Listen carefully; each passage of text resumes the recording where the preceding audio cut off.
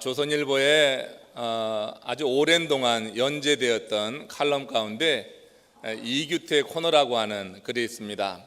거기에 눈물 흘리기라고 하는 그런 글이 실린 적이 있어요. 그러니까 눈물을 흘려야지 된다고 하는 그런 취지죠.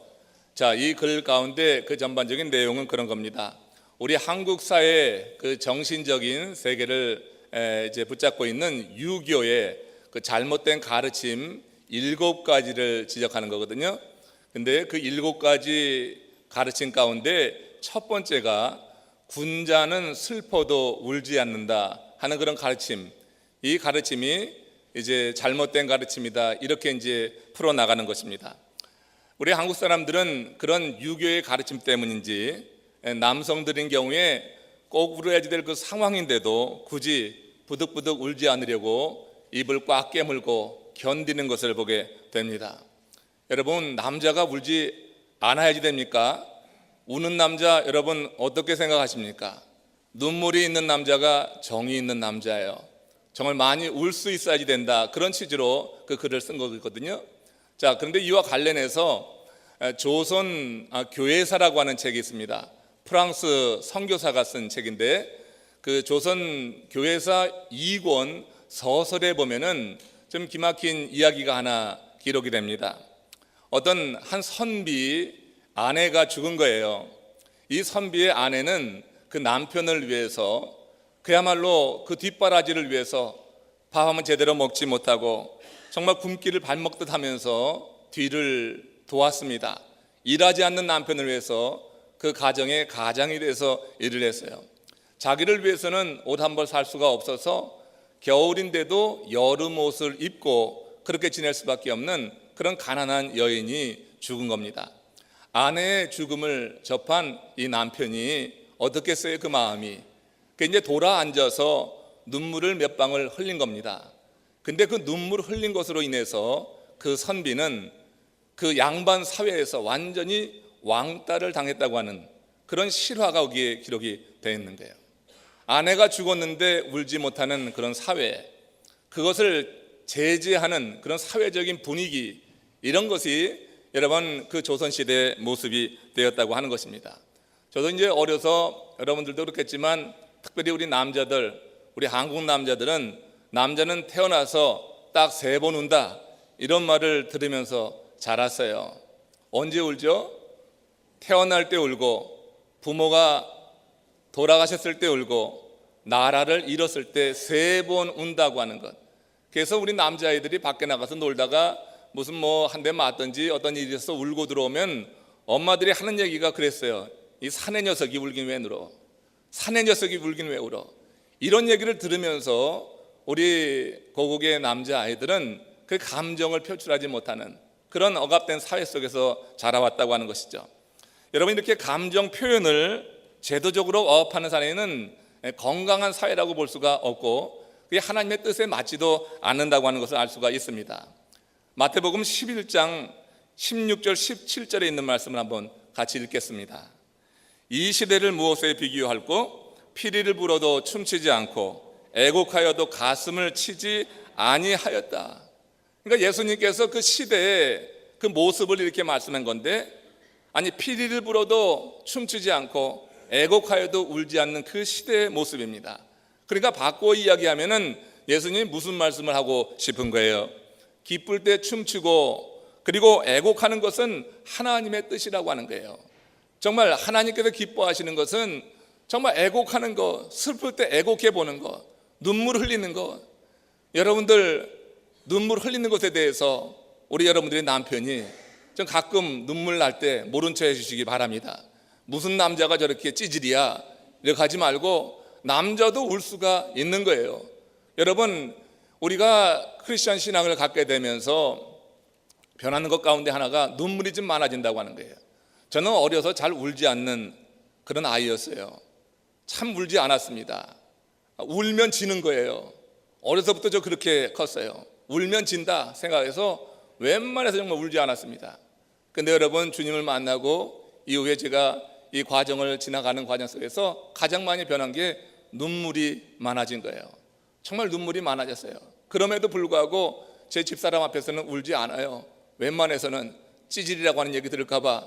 근데 마음속으로는 그렇게 여러분, 내 현실 속에서는 가끔 그렇게 눈물이 날 때가 있고, 뭐 작은 어떤 감동적인 사건이나 이야기를 들을 때도 꽤 쉽게 눈물이 나고, 하나님의 말씀 들을 때 감동이 되면은 그냥 같이 감정이입이 되면서 눈물이 납니다. 여러분, 믿는 사람의 눈에서 눈물이 흘러야 될 줄로 믿습니다. 눈이 메마른 사람, 눈물이 메마른 사람은 하나님의 일을 할 수가 없어요. 하나님께서 우리를 통하여서 일하실 때는 우리 마음에 감동을 주시고 우리 눈에 눈물이 나게 하실 때 그 눈물의 힘을 가지고 하나님 주시는 은혜를 생각하면서 그러면서 하나님의 일을 하는 거예요. 헌신하는 사람 보세요. 눈이 메마른 사람 누가 헌신합니까? 여러분, 한번 크게 울어본 사람, 정말 눈에서 눈물이 흐르는 사람, 여러 가지 사정 상황을 들으면서 마음에 감동이 일어난 사람, 이런 사람이 결국 결단하게 되는 것이고 그 결단 속에서 하나님의 일은 이루어진다고 하는 거예요. 그러게 여러분, 하나님 말씀 들을 때 크게 감동이 오면은 한번 눈물도 흘려보세요. 옆 사람 신경 쓰지 마시고 나의 오는 눈물을 그냥 두세요. 하나님께서 기뻐하실 줄로 믿습니다. 기쁠 때는 춤을 추고 슬플 때는 애곡하는 것이 하나님이 기뻐하시는 삶의 모습이 된다 하는 것이에요. 오늘 본문에서 우리는 예수님께서 뜨거운 눈물을 흘리시는 것을 봅니다. 눈물을 아주 뚝뚝 흘리고 있는데 그 눈물의 의미, 왜 주님께서는 눈물을 흘리시는가, 이 내용을 한번 오늘 이 종려주의를 통해서 한번 살펴보면서 우리도 함께 주님의 그 뜻을 따라서 울 수 있는, 주님처럼 살 수 있는 그런 마음이 되길 원합니다. 예수님은 공생의 기간 중에 크게 3번 예루살렘에 오르셨죠. 유월절을 지키기 위해서였습니다. 오늘 본문도 예루살렘을 향하여서 나가시는 거예요. 오늘 본문은 지난주에 이어지는 내용이 될 수 있습니다. 문화의 비유를 마치시고 예수님이 앞서서 예루살렘을 향해 나가셨더라. 문화의 비유는 남기는 삶에 대한 그런 교훈이 담겨 있다고 그랬어요. 우리 주님은 남기는 삶을 위해서 그 예루살렘에 기다리고 있는 것이 환대가 아닙니다. 사실 고난입니다. 어려움입니다. 사람들은 모르고 제자들도 몰랐지만 주님은 그거 알고 있었습니다. 그럼에도 불구하고 예루살렘을 향하여서 앞서서 나가시는 그런 장면 여러분 기억하시잖아요. 이번에 예루살렘으로 가시는 것도 사실 많은 사람들과 더불어 유월절을 지키기 위함인데, 이번에는 예수님 당신이 친히 유월절 양이 되어서 십자가의 제물이 되기 위해 오르시는 길이란 말이에요. 그러니까 모든 사람의 죄를 대속하는 그 큰 사명을 이루기 위해서 이번에 예루살렘으로 오르기 때문에 이 사명을 위해 가는 이 걸음이 아주 비장한 각오가 될 수밖에 없는 것입니다. 예수님께서 성전이 한눈에 보이는 감람산에 섰을 때 그때 많은 사람들이 주께 나왔습니다. 그들은 예수님이 예루살렘에 입성하시는 주님을 위해서 자기의 겉옷을 벗었어요. 이건 최고로 예우하는 것입니다. 자기의 겉옷을 벗어서 그 길에 다 펴놨습니다. 마치 양산자처럼 그렇게 깔아서 예수님이 어린 나귀를 타고 올 때 그 겉옷 위를 지나도록 했습니다. 주님을 환영하는 거예요. 뜨겁게 환영하는 거예요. 거기에 끝난 것이 아니라 이들은 종려나무 가지를 꺾었습니다. 그 종려나무 가지를 꺾어서 크게 흔들면서 찬송을 합니다. 누가복음 19장 38절에서 이래 찬송을 합니다. 찬송하리로다 주의 이름으로 오시는 왕이여, 하늘에는 평화요 가장 높은 곳에서는 영광이로다. 그들은 정말 예루살렘에 입성하시는 그 주님을 최선을 다해서 맞이하고 있는 거예요. 겉옷을 깔아서 그렇게 겸비함으로 그 주님을 맞이하고, 여기서 보듯이 이제 주의 이름으로 오시는 왕이여 하면서 왕을 맞이하듯이 이렇게 맞고 있다고 하는 것입니다. 이날 그들의 찬송이 얼마나 컸던지 같은 본문을 다루고 있는 마태복음 21장 10절에서는 온 성이 소동하였다 이래 말을 합니다. 온 성이 소동하였다고 하는 것은 예수님을 맞이하는 그 무리들의 함성 말이에요. 그들이 외치는 소리가 얼마나 컸는지 그렇게 표현하고 있는 거예요. 이에 그 무리 중에 바리새인들이 그 선생님에게 이야기합니다. 예수님께 하는 얘기가, 선생이여 당신의 제자들을 책망하소서, 당신의 제자들을 책망하소서. 그냥 많은 사람들이 예수님을 환영하고 있지만 그 가운데는 또 예수님을 이게 배척하는 사람이 있었던 거예요. 소수의 사람입니다. 바리새인들. 그러나 이 소수가 권력을 갖고 있다고 하는 게 지금 문제가 돼서 이후에 이 소수의 사람들로 말미암아서 주님은 또 배척을 당하게 되는 거예요. 자, 예수님께서 이 바리새인의 이야기를 듣고 뭐라고 하셨어요? 만일 사람들이 잠잠하면 하나님께서 돌들을 이렇게 세워서라도 나를 환영하고 나에게 소리 지르게 할 것이다. 저는 이 대답에서 예수님은 참 행복한 사람이다, 그런 생각을 해봤어요. 예수님 왜 참 행복한 사람이다 그런 생각을 했을까요? 여러분, 사람들이 상처를 받는 것은 자신이 그 사람들로부터 환영받지 못한다고 하는 그런 느낌을 받을 때 상처가 되는 것 아니겠어요? 가정에서 환영받지 못하는 아이들 평생의 상처가 됩니다. 최근 여러분 고국의 뉴스 가운데 7곡의 그 의붓 엄마가 아이를 죽인 그 사건이 있잖아요. 여러분, 의붓 그런 부모뿐만 아니라 친부모에게도 환영받지 못하는 그런 아픈 유아기 어렸을 때 그런 추억이 있는 아이들은 평생을 가는 거 아니에요. 나는 환영받지 못하는 존재다 하는 것이 얼마나 그 삶을 힘들게 하는지 모릅니다. 직장에서 환영받지 못하면 여러분 그야말로 목구멍이 포도청이어 나가지만은 그 직장 생활이 얼마나 괴롭습니까? 학교에서 환영받지 못하는 아이들은 높은 곳에 올라가서 뛰어내리기도 합니다. 여러분, 교회에서는 환영받아야 될 줄로 믿습니다. 우리 교회 여러 성도님들이 서로 환영해주는 환영받는 공동체 되시기를 주의 이름으로 축원합니다. 가정에서 환영받지 못할 수 있고, 직장에서, 우리 학교에서 아이들이 또 우리 부모들도 환영받지 못하고 살 수가 있어요. 그러나 여러분, 교회에 오면은 서로 바라보면서 환영하는, 서로 바라보면서 기뻐하는, 그래서 맞이하고 즐거워하는 이런 믿음의 공동체가 돼야지 우리가 이 험한 세상, 정말 살기 어렵다고 하는 이 세상에서 살아갈 수 있는 힘을 얻는 것이 아니겠어요? 여러분, 그러나 혹 여러분들이 부모로부터도, 직장 동료로부터도, 또 학교에서나 비즈니스 하면서 사람들에게 환영받지 못한다 할지라도 여러분들은 하나님이 환영하는 사람임을 믿음으로 고백하시기를 바랍니다. 하나님이 여러분들을 환영하시는 거예요. 여러분들을 사랑하시기에 그래서 독생자를 이 땅에 보내신 것이고, 독생자 예수 그리스도는 그 하나님의 뜻에 따라서 지금 저 예루살렘 모리 그 골고다 산을 향해서 오르고 있는 것입니다. 여러분, 사람으로부터 환영받지 못할 수 있어요. 그런데 여러분, 하나님으로부터도 환영받지 못한다고 하는, 내가 환영받는 존재라고 하는 믿음이었을 때, 그러면 삶에는 의미를 찾지 못하는 것입니다. 그 삶은 행복하지 않은 것입니다. 그 삶은 고통이 되는 것입니다. 그러나 사람들은 나를 이해하지 못해서, 내 처지와 형편을 알지 못해서 나를 무시할 수도 있고 나를 외면할 수도 있습니다. 그러나 여러분, 불꽃 같은 눈으로 우리를 보시는 우리 하나님은 내 사정을 그 누구보다도 잘 아시는 좋으신 하나님임을 믿습니다. 그 하나님 앞에 나오는 것입니다. 예배라고 하는 것은 나를 아시고 나를 환영하시고 나를 기뻐하시는 그 하나님 앞에 나와서 내 온 마음으로 내가 하나님께 내 몸을 드려드리는 것, 내가 헌신하는 것, 이게 예배가 돼야지 되는 거예요. 그럴 때 예배를 통하여서 여러분들이 놀라우신 하나님의 은혜 안에서 영적인 능력을 얻고 삶의 소망을 가지고 여러분들의 인생을 펼쳐나가게 될 줄로 믿습니다. 우리 예수님은 환영받으셨어요. 사람들이 그렇게 환영을 합니다. 지금 뭘 알지도 못하고 환영하고 있지만, 지금 잘못된 생각 속에서 잘못된 메시아관을 가지고 예수님을 왕으로 여기면서 이제 우리를 이 로마의 핍박에서 구해달라고 하는 그런 마음을 가지고 환영하는지는 모르지만, 아무튼 그들이 지금 환영하고 있는 그런 상황입니다. 바리새인들은 그렇게 책망하고 예수님을 배척하지만, 예수님의 마음에는 이들이 환영하지 않으면 여기 있는 돌들을 하나님께서 일으켜 세워서라도 나를 환영할 것이라고 하는 그런 믿음이 있으니, 예수님은 행복한 사람 아니에요. 여러분들이 예수님은 여러분들을 버리지 않냐고, 하나님이 여러분들을 환영한다고 하는 이 믿음만 있어도 여러분들은 행복한 사람인 줄로 믿습니다.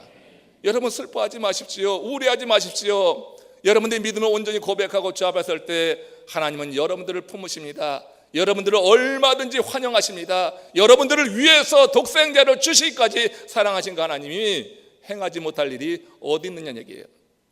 그 예배를 통하여서 그 하나님을 만나면서 한 주간 살아가는 거예요. 열심히 그 힘 가지고 살아가는 거예요. 내가 사랑받는 존재구나 하는 이런 믿음을 가지고 세상에 나가서 우린 여러분 기죽지 않고 고개 떨구지 않고 여러분 우리 어깨 펴고 그렇게 당당히 살아갈 수 있는 하나님의 아들, 딸이 되어야 될 줄로 믿습니다. 우리 주님께서는 그렇게 여러분 환영을 받았어요. 사람들이 환영했고 예수님 마음속으로도 하나님은 나를 환영하신다, 사람들이 다 환영하지 않아도 하나님은 나를 환영한다고 하는 그 믿음이 있으니 행복했으니 여러분 환하게 웃어야지 되잖아요. 여러분들은 환영받는다고 할 때 웁니까? 여러분들을 환영하는 사람들 앞에서 미소라도 지을 것 아니에요. 여러분들을 정말 기뻐하는 사람들 앞에 가면 같이 즐거워할 것 아니에요. 지금 그런데 예수님께서 참 이해하기 어려운 행동을 하신 거예요. 누가복음 19장 41절 말씀 오늘 본문에 보니 같이 읽어봅니다. 가까이 오사 성을 보시고 우시더라 했어요. 자, 사람들은 그렇게 환영을 합니다. 예수님 마음속에도 하나님이 날 환영하실 거다. 사람은 어째도 이런 하나님에 대한 그런 믿음까지 있는데 예수님이 성 가까이 오셔서 그 성을 보시고 오셨다.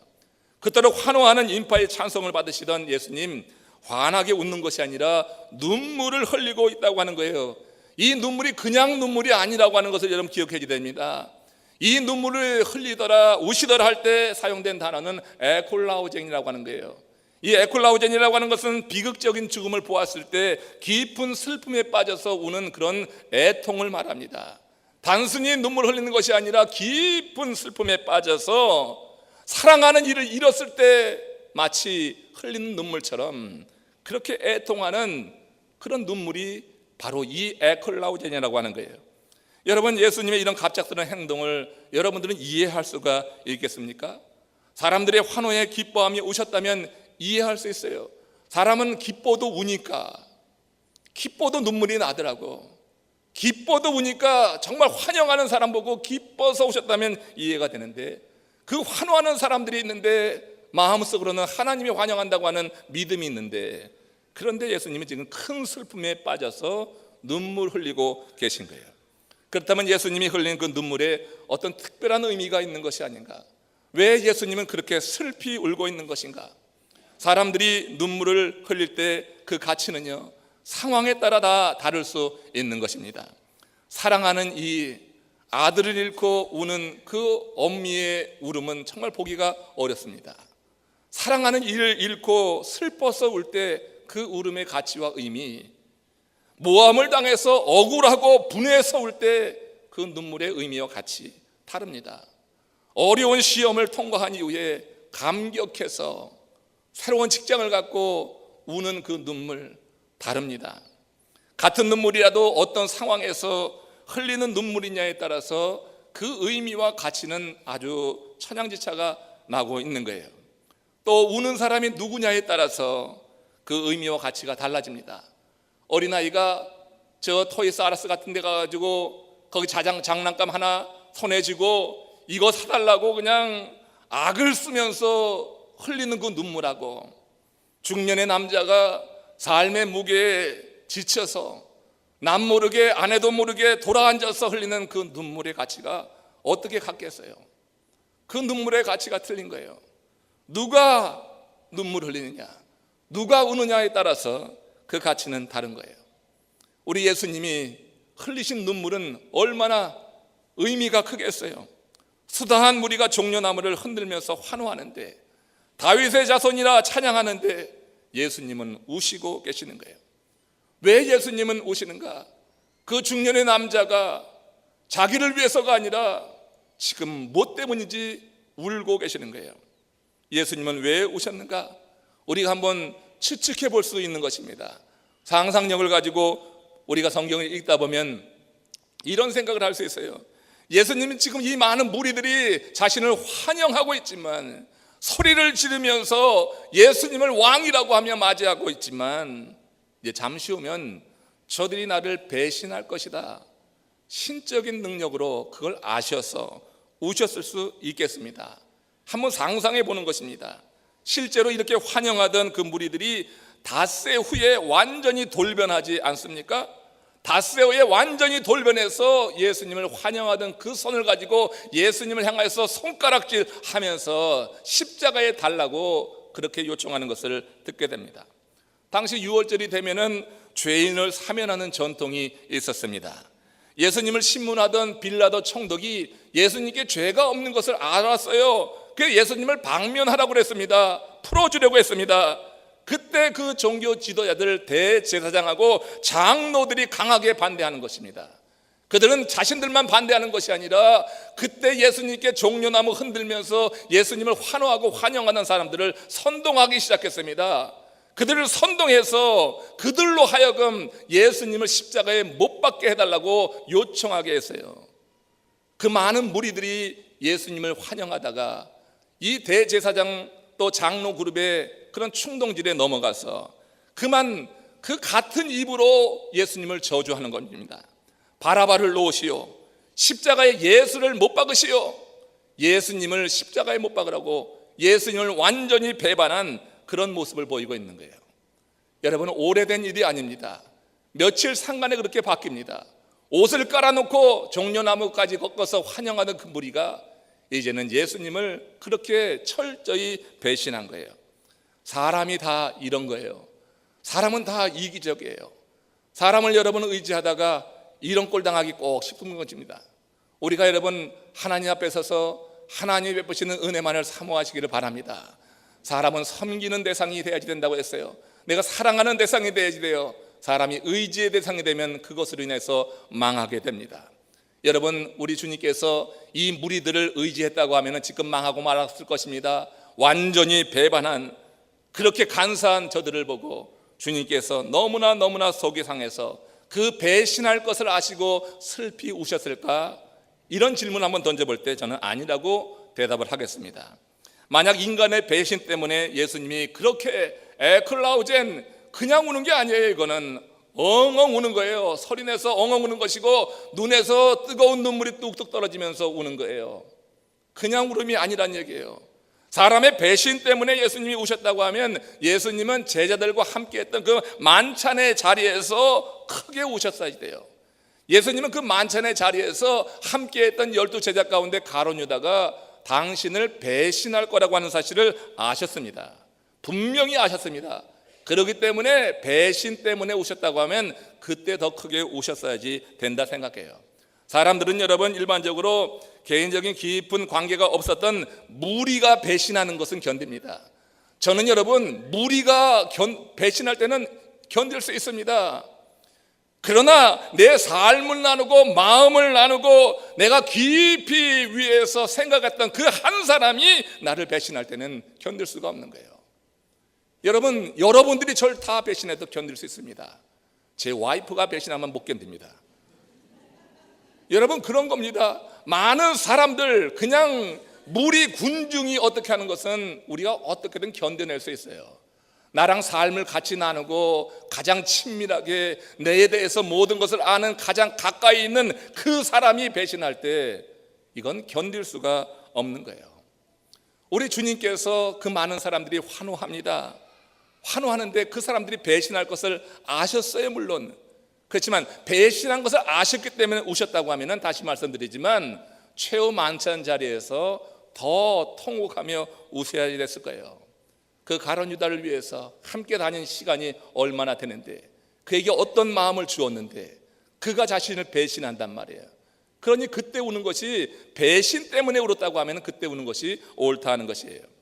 지난 9일에 휴스턴에서 그 휴스턴대 스테반 안데르슨 교수라고 하는 분이 작년에 살해를 당했습니다.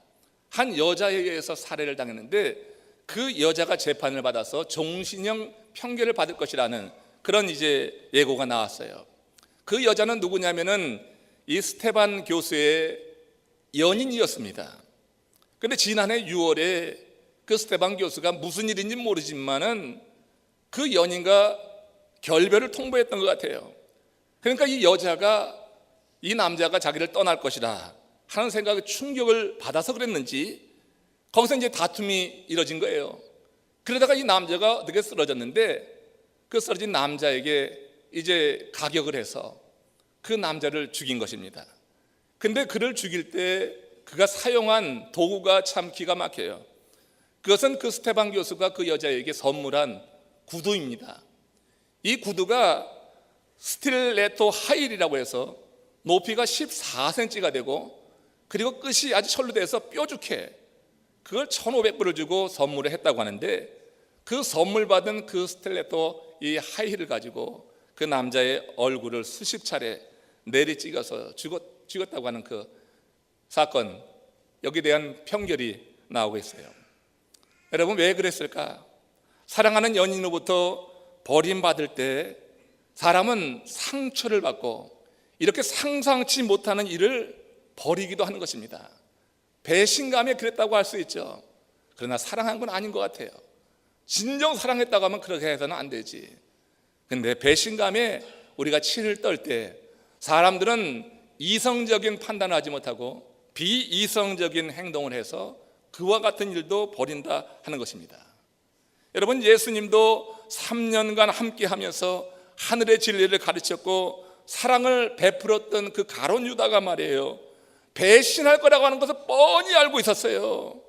그러면서도 그를 최후의 만찬 자리에 청했어요. 거기서 음식을 같이 나눠 주었어요. 같은 그릇에 있는 그런 소스를 찍어 먹으면서 음식을 나눴어요. 그리고 그 일 이후에 그의 발도 씻겨 주었어요. 그의 발은 빼놓고 너희는 배신할 놈이니까 내가 너 어떻게 할 수 없다, 그를 제껴놓은 게 아니라 가룟 유다의 발도 씻겨 주신 것입니다. 여러분, 예수님은 그가 배신할 걸 알았지만 응징하지 않았어요. 배신감에 빠져서 눈물을 흘리고 고통스러워하지도 않으셨어요. 다만 네가 태어나지 않았으면 좋았을 뻔했다, 그를 조롱하는 말이 아니라 그를 생각하는 의미에서 사랑을 담아서 그렇게 말씀까지 하셨어요. 그렇기 때문에 예수님이 소리내어 우신 것, 지금 성을 가까이 바라보고 성을 소리내어 우신 것은 그 이유가 사람의 배신 때문이 아니라고 하는 것을 다시 한번 말씀드릴 수가 있어요. 그러면 왜 주님은 그 순간에 사람들이 환영하고 하나님이 환영할 거라고 하는 믿음을 갖고 있는데 왜 울고 계시는 것인가? 에클라우젠 그렇게 비통해하면서 뜨거운 눈물을 흘리시는가? 예수님의 울음은 아버지 하나님의 슬픔을 생각나게 하는 울음이다, 이렇게 생각합니다. 창세기 6장 6절 말씀 보십시오. 같이 읽습니다. 여호와께서 땅 위에 사람 지으셨음을 한탄하사 마음에 근심하였더라. 왜 우리 하나님께서 마음에 근심을 하십니까? 이 땅에 사람 지으셨음을 한탄하셨어요. 왜 하나님께서 사람 지으셨음을 한탄하셨을까요? 그 백성이 죄악으로 말미암아서 이제 그들을 심판해야지 되는데, 심판을 당하는 그 백성, 자신이 창조한 그 하나님의 사람들이 고통당할 것을 생각하니까 근심하면서, 여기서 예수님이, 우리 하나님께서도 이렇게 힘들어 하시는 모습을 보게 됩니다. 예수님이 지금 눈물 흘리시는 것, 사람들이 환영하는데, 하나님이 환영해 줄 거라고 하는 믿음이 있는데 지금 그렇게 그곳에서 에클라우젠 슬피 우는 것도 바로 그런 마음에서의 것이다. 하나님의 마음, 우리 예수님도 하나님이시니까 동일한 그 마음을 가지고 지금 울고 계신 것이다. 예수님은 유대 백성의 죄악으로 인해서 이제 앞으로 그들에게 내릴 하나님의 심판이 임박한 것을 보면서 그 심판 가운데 고난당할 그 백성들을 생각하니까 지금 하나님처럼 근심하면서 지금 슬피 울고 있다고 하는 거예요. 자기의 문제가 아니에요. 자기를 배신한 사람은 그것 때문에 얼마든지 견딜 수가 있었어요. 사람의 배신은 견딜 수가 있었어요. 그러나 그가 사랑하는 그 백성이 당할 고난을 생각하니까 그렇게 마음이 아파 슬피 우셨다고 하는 거예요. 오늘 본문 누가복음 19장 42절에서 44절, 이제 그 예루살렘에 임할 그런 재난을 이렇게 기록을 합니다. 같이 읽습니다. 이르시되 너도 오늘 평화에 관한 일을 알았더라면 좋을 뻔하였거니와 지금 내 눈에 숨겨졌도다. 날이 이를지라 내 원수들이 토둔을 쌓고 너를 둘러 사면으로 가두고 또 너와 및 그 가운데 있는 내 자식들을 땅에 메어치며 돌 하나도 돌 위에 남기지 아니하리니 이는 내가 보살핌 받는 날을 알지 못함을 이남이나 하시니라. 사람들이 보기에 지금 예루살렘은 평안합니다. 축제입니다. 유월절을 지키기 위해서 많은 사람들이 도처에서 모여들었으니 정말 축제의 그런 장이 펼쳐지고 있는, 너무나 즐겁고 기쁘고 웃음이 많이 나오는 그런 계절입니다. 유서가 깊은 성이기에 그 예루살렘 성을 바라보면서 신성함까지 느낄 수 있는 그런 순간입니다. 그러나 주님의 눈에는 얼마 후에 분명히 멸망당할 그 성이 그려져 보이는 거예요. 그것이 지금 보이고 있는 거예요. 종려나무를 흔들고 그 예수님을 환영하는데 종려나무 너머로 보이는 그 성이 이렇게 파멸될 것이 예수님의 눈에 보였다고 하는 거예요. 이것이 지금 주께서 그렇게 목 놓아오신 진짜 이유라고 하는 것입니다. 성경은 그리스도에 대해서 성전 사랑이 특심한 자라고 했습니다. 성전 사랑이 특심한 우리 그리스도, 우리 예수님이 예루살렘 도성이 이렇게 파멸되는 것을 바라보시고 우시는 것은 당연했을 것이에요. 여러분, 여러분의 성전에 대해서 여러분은 얼마나 관심을 갖고 있습니까? 여러분이 우리 교회를 위해서, 우리 성전을 위해서 여러분 어떤 마음으로 혹시 눈물을 흘려본 적이 있습니까?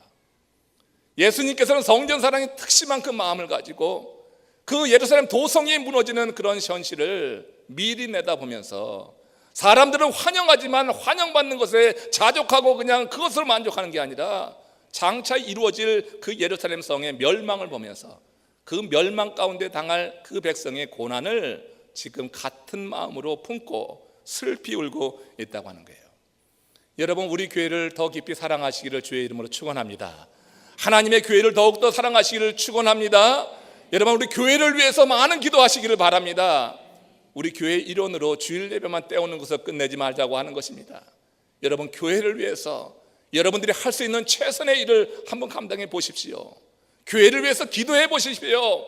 교회의 미래를 위해서 함께 모여서 기도하는 그런 여러분 마음도 좀 있기를 원합니다. 예수님이 바라본 예루살렘의 그 파멸, 그 멸망은 그 일 이후에 정확히 40년 후에 그대로 임했습니다. 로마군에 의해서 예루살렘이 완전히 포위당했습니다. 로마군에 의해서 예루살렘이 완전히 포위당했을 때 그때도 6월절이었습니다. 많은 사람들이 그 예루살렘 도성으로 모였습니다. 6월절을 지키기 위해서 모였습니다. 어림자가 100여만 명이 그때 모여 있었다고 그렇게 학자들은 이야기합니다. 이때 로마의 최고의 장군 티토가 이끄는 정예 부대가 예루살렘을 완전히 포위했습니다. 식량이 들어가는 모든 보급로를 차단했습니다. 6월절을 지키기 위해서 많은 사람들이 모여 있었기 때문에 많은 식량이 필요했는데 식량 보급로를 완전히 끊어버리니까 어떻게 되겠어요? 시간이 지나가면서 그 성 안에서는 굶주림으로 그야말로 지옥이 되고 있었습니다. 나중에 오늘 본문에 보서 약간 설명이 되고 있지만 자기들의 아이들을 내주면서 그 아이들 삶아 먹는 일까지 발생하게 됐다고 하는 거예요. 그날이 예루살렘 최후의 날이었어요. 예루살렘 최후의 날. 그럼 왜 그런 일이 벌어지게 됐을까? 이 부분에 대한 생각을 좀 하셔야 될 거예요. 그럼 우리 여러분, 과거에 있었던 그 일이 오늘 우리들의 신앙의 그런 방향을 바로 정해주는 하나의 그런 지침이 될 수가 있는 것이죠. 누가복음서 19장 45절에서 46절 보십시오. 왜 그 성이 그렇게 망할 수밖에 없었는가? 그래서 예수님은 그 성의 미래를 지금 바라보고 있는가? 바로 예수님이 예루살렘에 일성하는 그때부터 그 조짐이 보인 것이고, 오래 참으시는 하나님이 40년을 참으시다가 40년이 지나서 마침내 그 성을 파멸시킨 이유가 뭐냐면은 바로 여기에 있어요. 누가복음 19장 45절 46절 같이 읽어봅니다. 성전에 들어가서 장사하는 자들을 내쫓으시며 그들에게 이르시되 기록된 바 내 집은 기도하는 집이 되리라 하였거늘 너희는 강도의 소굴을 만들었도다 하시니라. 여러분, 이유를 찾아볼 수 있습니까? 예수님이 예루살렘 입성 후 성전에 들어가셨습니다. 가장 먼저 성전에 들어갔는데 그 성전에서 본 장면이 이랬던 것입니다. 그 성전 안에 장사하는 자들이 가득했다고 하는 거예요. 왜 장사하는 자들이 성전에 가득할까? 그 이유를 여러분 좀 아셔야 되는데, 그 유대인들이 유월절을 지키기 위해서 예루살렘으로 모일 때는 그 성년들이 두 가지를 준비해야 됐습니다. 제사를 드리니까 제물을 준비해야지 됐어요. 또 하나는 그 성전을 위해서 성전세라고 하는 것을 드려야지 됐습니다.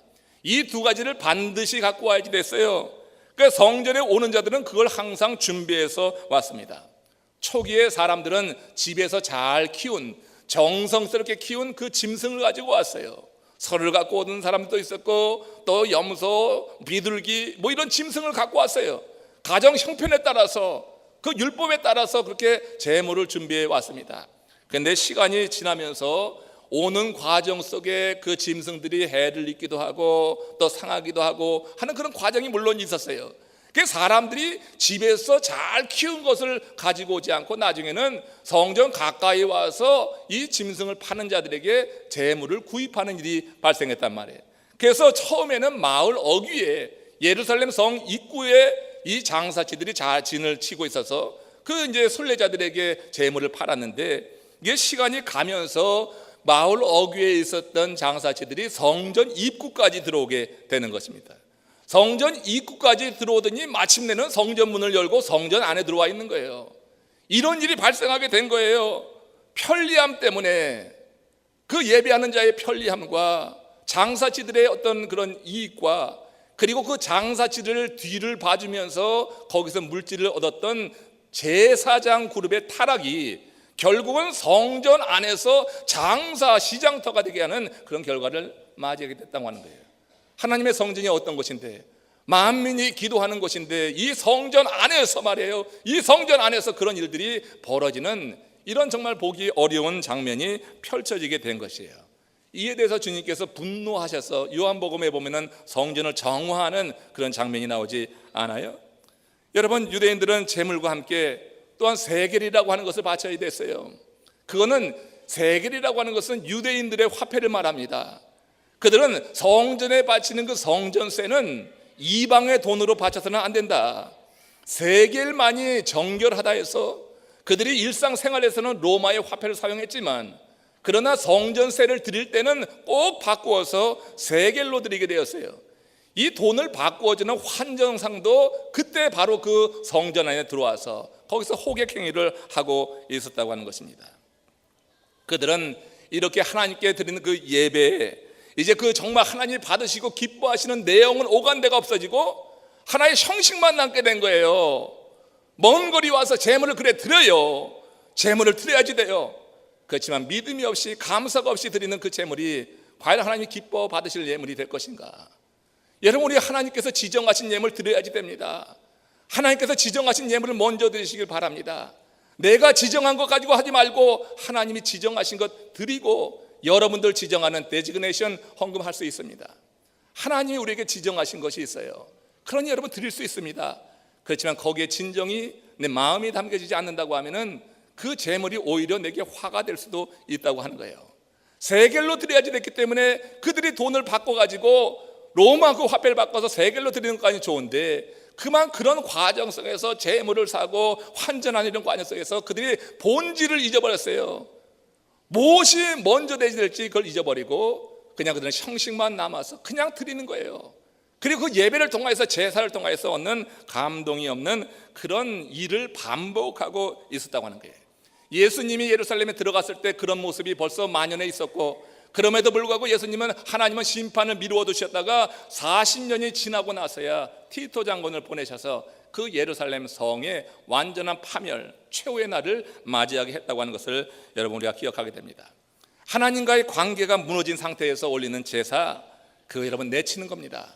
하나님과의 관계가 깨진 상태에서 드리는 것은 하나의 어떻게 보면은 보험 들듯이 말이에요. 그냥 마음이 불안하니까 드리는 것이지, 내 마음에 감동이 있고 감사가 있고 하나님의 사랑에 대한 어떤 그런 마음을 가지고 드리는 게 아니라, 이거 드리지 않는 괜히 껄끄름한 거예요.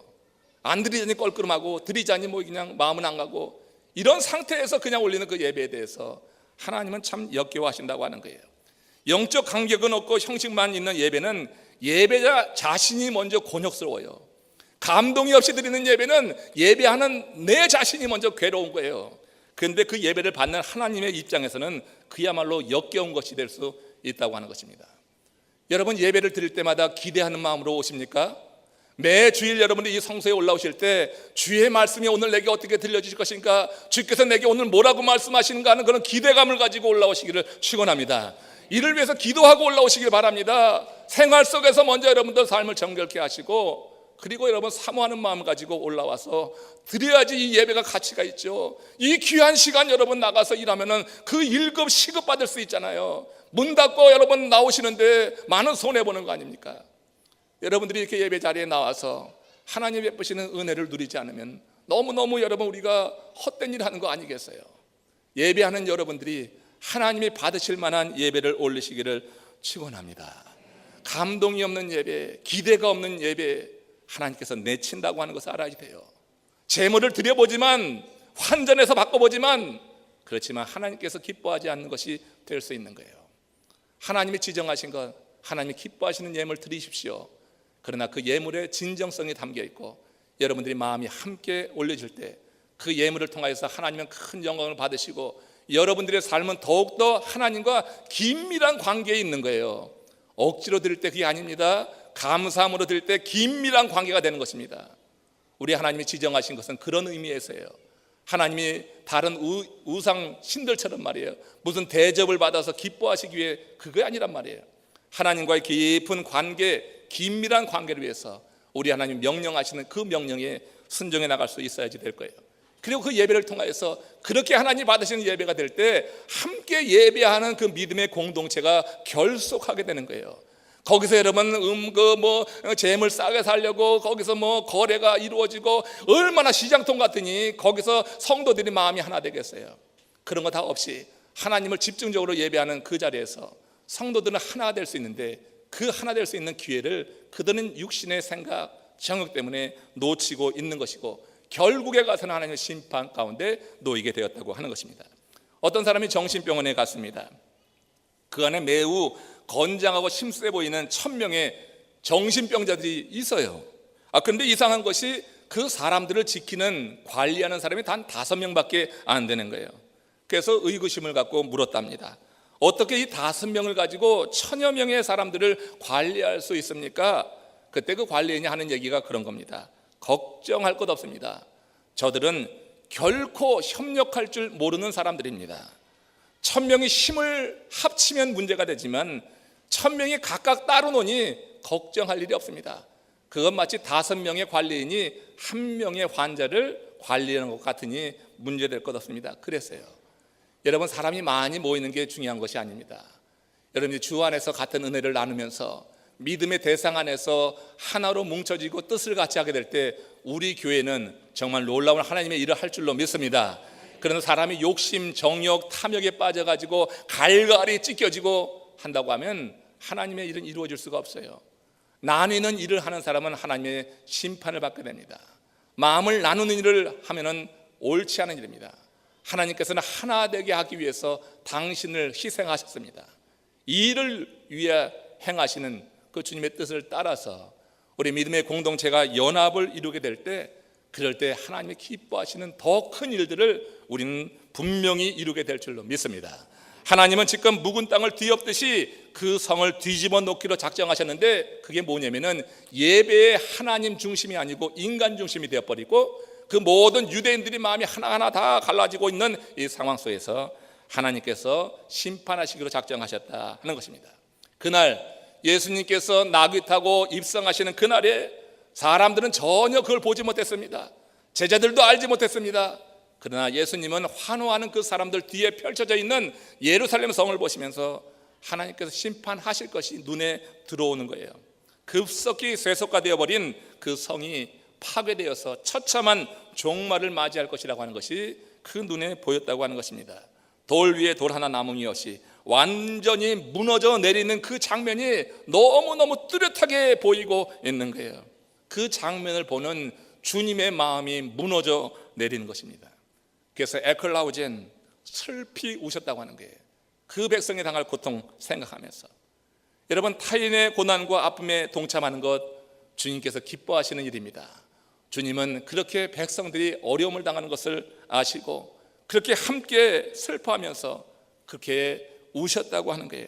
그걸 주님께서 기뻐하시는 거예요. 여러분, 이 시대는 내 문제가 아닌 타인의 문제에 대해서 공감하며 눈물 흘리는 사람을 잘 찾아보기 어렵습니다. 정말 같이 공감해 주는 사람들 찾기 어려워요. 그러기에 여러분들 주변에 여러분들의 그 어려움을 진정으로 공감해 주는 사람이 단 1명만 있어도 여러분들은 행복한 사람입니다. 그게 잘 안 되는 것이 지금 이 시대입니다. 이기주의적으로 너무 흐르고 세속화돼서 물질주의가 판을 치고 있어서 사람은 진정으로 그 누군가를 공감해주고 함께하는 일이 어려운 것을 보게 돼요.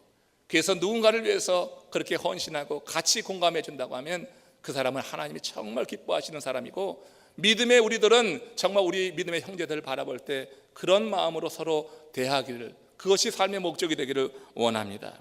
여러분, 누군가를 위해서 산다고 하는 것이 늘 손해만 보는 것 같습니까? 누군가를 위해서 내가 헌신하고 뭔가 도와주고 시간을 들이고 물질을 든다고 하는 것이 여러분 무조건 여러분들에게 손해가 된다고 생각하십니까? 그런 거 아닙니다. 여러분들이 정말 주님이 주시는 마음으로 여러분들의 형제자매 함께하는 이들을 위해서 여러분들이 드리는 시간들은 결코 사라지는 시간이 아닙니다. 그 책들에 기록될 시간인 줄로 믿습니다. 하나님이 기뻐하시는 그런 행위로 남을 일이라고 하는 거예요. 그리고 이 땅에서도 우리에게 유익으로 돌아올 수 있는 거예요. 몇 해 전에 영국의 그 왕세자비 다이애나가 불행한 교통사고로 여러 가지 음모설도 있지만 아무튼 죽었어요. 생을 마감했습니다. 당시 영국 전체가 아주 큰 슬픔에 빠져 있었잖아요. 전 세계의 많은 사람들도 그 슬픔에 동참했던 것을 우리 기억합니다. 다이애나비의 순탄치 않은 그 인생을 알고 있었던 전 세계 사람들, 특별히 영국 사람들은 그 여자의 죽음에 대해서 굉장히 슬퍼하고 애도했습니다. 장례식이 거행되는 날 TV 앞에 있었던 많은 사람들, 장례식장에 가지 못하고 TV를 통하여서 보던 많은 사람들까지 크게 애통하면서 뜨거운 눈물을 흘렸다고 그렇게 여러분 기사 나온 거 보지 않았습니까? 그런데 그 사건 이후에 아주 기이한 현상이 하나 벌어진 것입니다. 영국의 심리 상담소를 찾는 사람들의 발길이 뚝 끊어졌다는 거예요. 잠시 일시적인 현상이지만 아무튼 심리 상담소를 찾는 사람들이 뚝 끊어졌어요. 심리적인 충격이 큰 사건이었으니 우울증이나 상실감, 자괴감 등이 더 심해질 것으로 예상했는데 정반대의 현상이 벌어진 것입니다.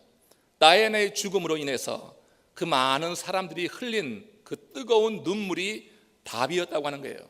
심리학자들이 그렇게 밝혀냈습니다. 그 사건에 사람들이 감정이입이 되면서 평소보다 많은 눈물을 흘렸다고 하는 거죠. 크게 울었다고 하는 것이죠. 그로 인해서 정서적으로 크게 안정되는 효과를 하게 됐다는 거예요. 그러면서 심리 상담소를 찾는 사람들이 발길이 뚝 끊어졌다고 하는 것입니다. 이를 두고 학자들은 그런 말을 했습니다. 다이애나 이펙트, 다이애나 베네핏, 이런 얘기를 했습니다. 누군가를 위해서 운다고 하는 것은 손해보는 것만은 아닙니다. 이 땅에서 우리의 정서를 위해서도 내 삶에도 유익합니다. 그러나 더 나아가서는 우리의 그 아름다운 행위가, 다시 말씀드리지만 그 책과 그 책들이 있는데 이 책들에 기록돼서 하나님이 기억하실 일이라고 하는 거예요.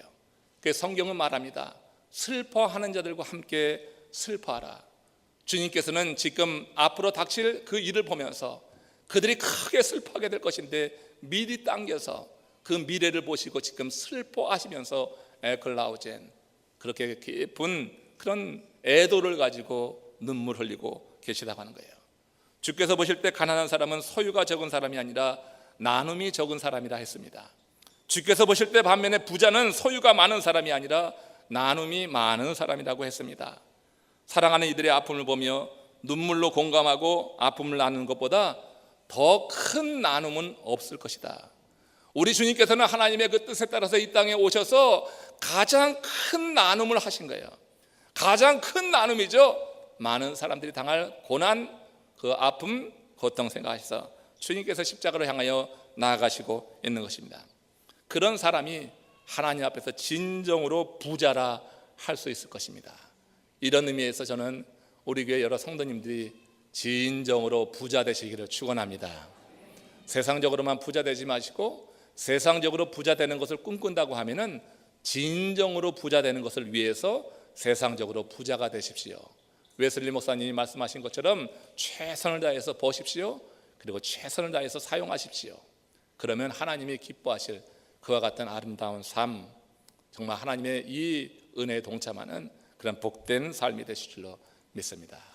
여러분은 언제 울어보셨습니까? 그리고 왜 우셨습니까? 잠깐 고개 숙여서 기도하시겠습니다.